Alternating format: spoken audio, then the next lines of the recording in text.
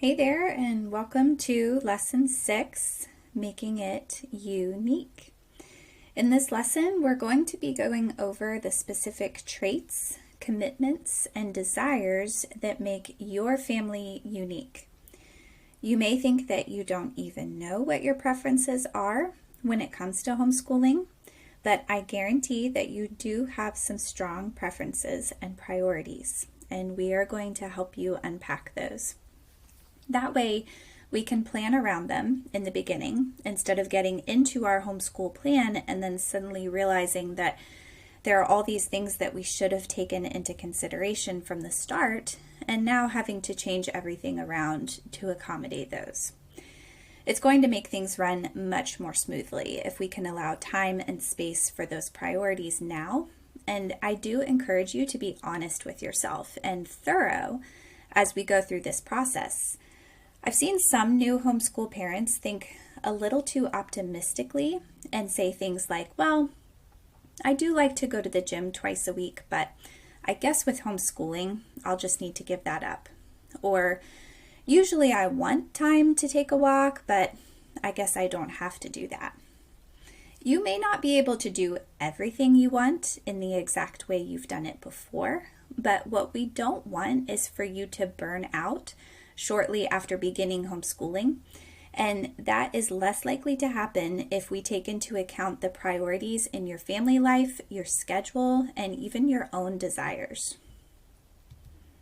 So we first want to talk about your core values, and this is a good time to open up to that page in your planner if you have it. Your core values that you and your family have are the things that are important to you, and you want to be sure are not lost in the busyness of life or the homeschool routine that we create for you. Some examples are making sure that your family can eat dinner together, letting your kids sleep in if they need to, getting some fresh air outside every day, making time for reading regularly, giving your kids a chance to do some crafts, or keeping a strict bedtime routine at roughly the same time every night, or finishing up your schoolwork routinely in the morning so that afternoons are used for free time, activities, chores, or whatever else you might have planned. So I'll show you what my planner page looks like to give you an example. I want to make sure that we have the time to serve in our church and volunteer in different ways. We prioritize sitting down to eat dinner together most evenings, so we don't want to add anything that will make that too difficult to do. We do make regular time for reading each day. My older kids usually read by themselves, and I regularly read books to the littler ones during the day or right before bed. We make sure that we can get outside frequently, either here at our house or I take them to a park somewhere nearby where we can do a little more exploring. I do try to schedule some sort of field trip each month, whether it's to the zoo, a museum, or maybe just a new hiking trail. That's something that my kids and I really enjoy doing together, and I always allow time for that in our schedule. My husband and I prioritize teaching our kids practical life skills as well, like learning to cook dinner for the family, planting a small garden, budgeting their money, and things like that. And we also have found it to be very important that our kids get enough sleep each night. So that means that if they did not get to bed on time the night before, we do often let them sleep in when we can and get started on chores a bit later in the day. We've just found that staying on schedule is great, but doing it with lots of sleepy and grumpy kids can feel very counterproductive. So sticking to their normal bedtimes is definitely something that we try to do whenever possible. So hopefully this gives you some inspiration to fill out this page in your own planner. This might be a good time to pause the video and think through yours and your family priorities. What are those things you have really looked forward to about homeschooling and you want to make sure are a part of your routine? Or what do you do now regularly that you would really be sad to lose and want to find a way to work it into your daily or weekly flow? Spend all the time you need and jot some of those things down and add to your list as you think of more. Now we need to get a bit more specific And think about our regular commitments, from the big things to the small things, and make sure that they are in our minds as we plan out the rest of our year. This goes along with the next page in your planner titled Time Commitments. So some of these examples may not even seem worth writing down, like laundry, but I promise you, if it doesn't get written down and factored into your plan, they often become overwhelming because we didn't think about them in the beginning.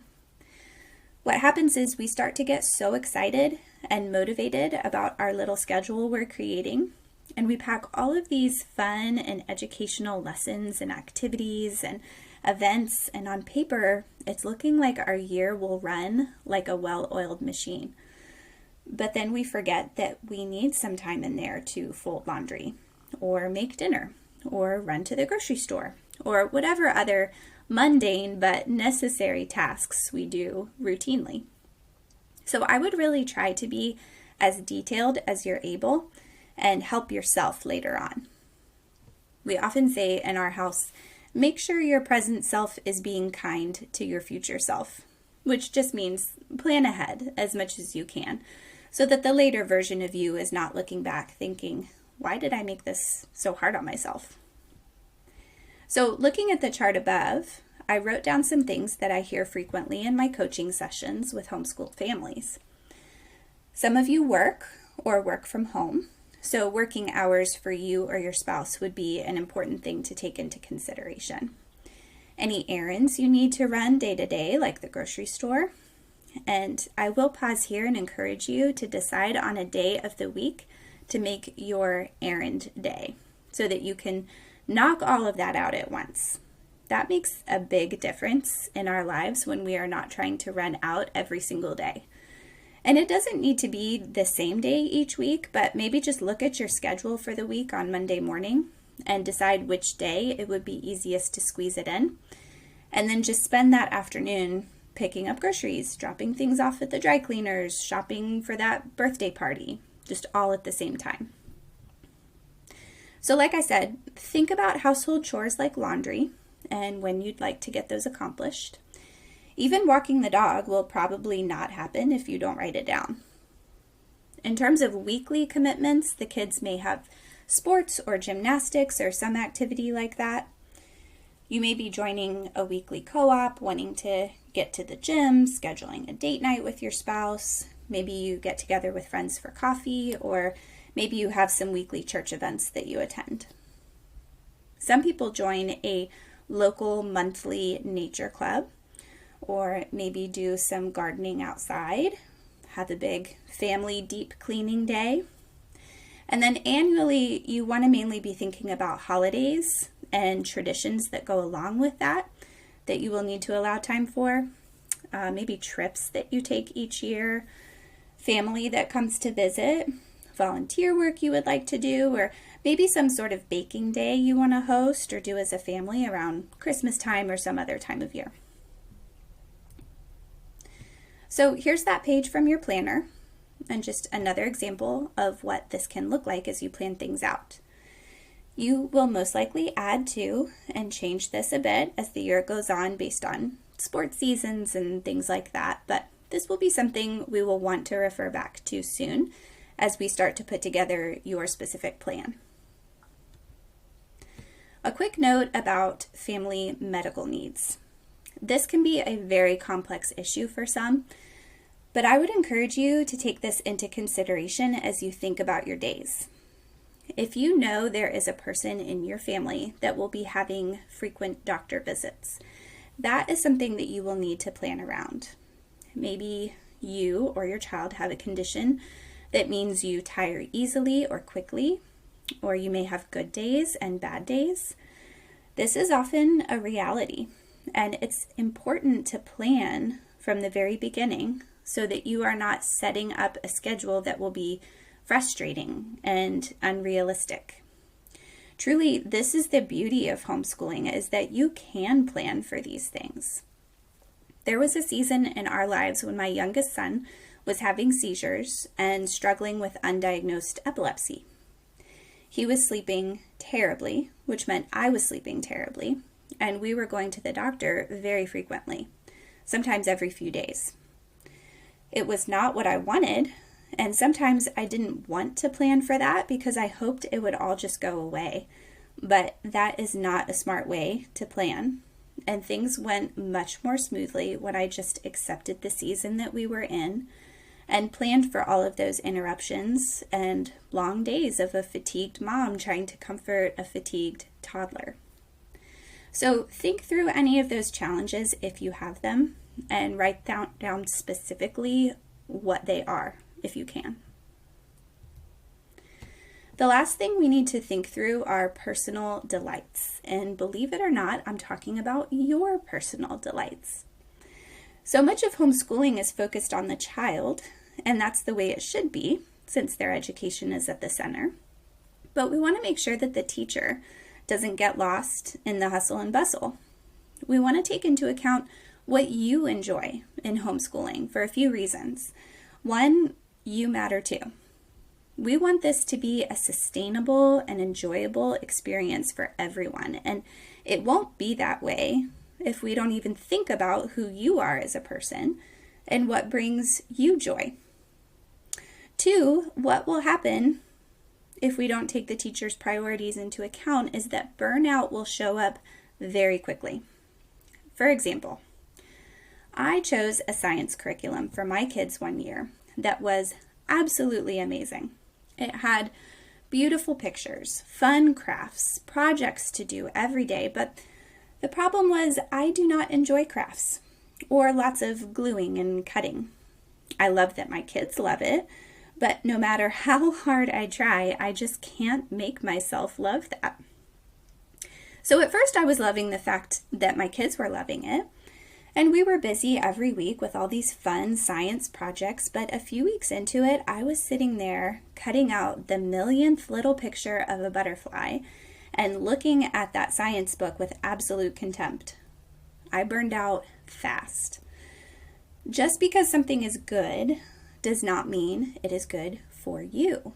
Now, will you have to sometimes do things you don't want to do and step outside your comfort zone in homeschooling? Absolutely, of course. But I have learned over the years that it is best to be realistic in the beginning about what you will have the stamina for and what is going to exhaust you.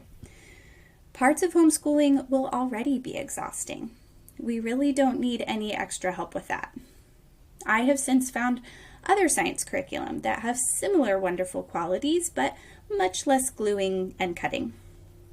I've also joined a co-op that takes care of all that fun, messy stuff for me so that we don't have to do that at home. So open up your planner to the Personal Delights page and think about it as a quick journal page entry about the things that really bring you joy. Not the things that you want to bring you joy. You'll really need to be honest with yourself. In a lot of ways, I wish I loved those messy crafts because my kids do. And yes, I do get joy from seeing my kids enjoy something. But right now, we have to be a bit selfish for a moment and think about the things that bring us absolute joy organically without any help from something or someone else because we are just made to love them. My first example for myself is reading. I love to read. I love to read alone, curled up in a chair with a cup of tea. I love to read aloud from a chapter book to my kids. I love to read my kids' picture books before bed. I love to read the Bible to a Sunday school class. I don't have to try to love it, I just do. So as you can imagine, we do a lot of reading in our homeschool. I bring my Kindle with me wherever I go so that I can pull it out in the grocery pickup line or soccer practice or the doctor's office waiting room. My kids that are old enough have a personal reading time every day. We read books before bed most nights, and we do read alouds in the afternoon, most often during the winter when it's too cold to go outside. Some other examples of things that may bring you joy are being outside, painting or some kind of art, going on field trips to historical places because maybe you're a history buff, visiting local businesses, being social and spending lots of time with friends or making new friends.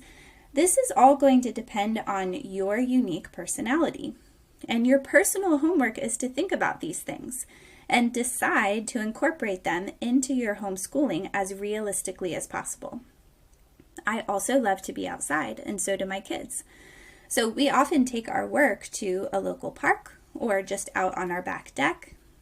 Somehow a math lesson becomes less painful when it's done in the fresh air. Throw in a snack and some lemonade and it feels like a complete party. We do also like spending time with our friends. So going to our co-op is fun for us, and we prefer to go on most field trips with our friends when we can. However, being social can kind of exhaust me if there's too much of it, so I do appreciate the balance of being home most days of the week.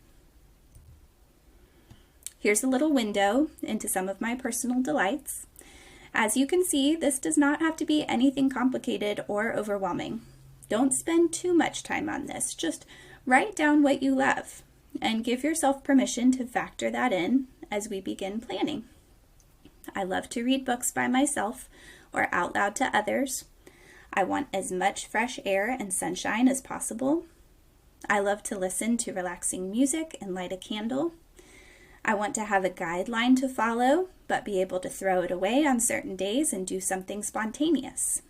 And I prefer for all of us to be together. Those are the things that just naturally bring me joy. So that's it for lesson 6. I'll see you over in the next lesson.